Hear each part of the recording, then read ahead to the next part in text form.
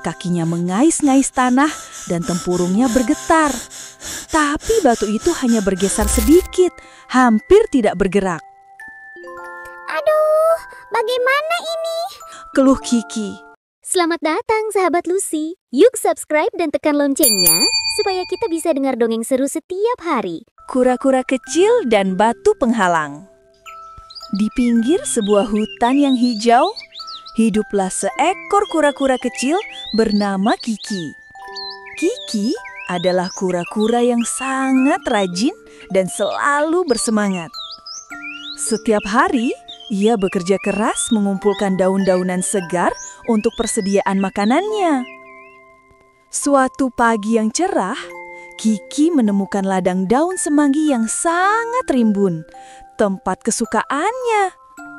Tapi di tengah jalan menuju ladang itu, ada sebuah batu besar yang entah dari mana asalnya. Batu itu benar-benar menghalangi jalan setapaknya. Kiki mendorong batu itu sekuat tenaga. Ia mengerahkan semua kekuatannya yang kecil, kakinya mengais-ngais tanah dan tempurungnya bergetar. Tapi batu itu hanya bergeser sedikit, hampir tidak bergerak. Aduh, bagaimana ini? Keluh Kiki. Ia mulai merasa putus asa. Tak lama kemudian, lewatlah seekor kelinci yang lincah bernama Lala. Lala melihat Kiki yang sedang berjuang keras. Ada apa, Kiki? Tanya Lala melompat mendekat.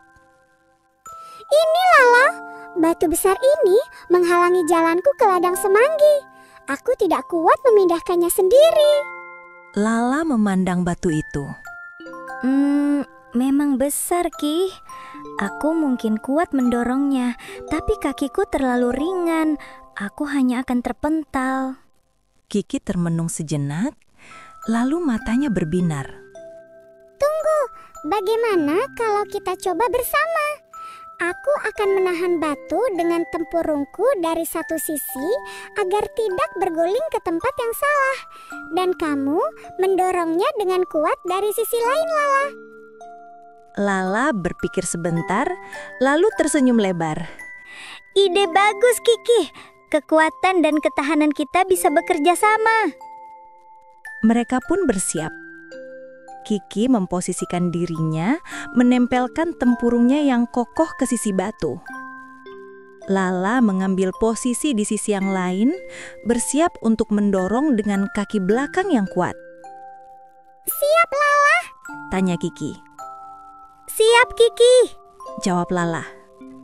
1, 2, seru Kiki.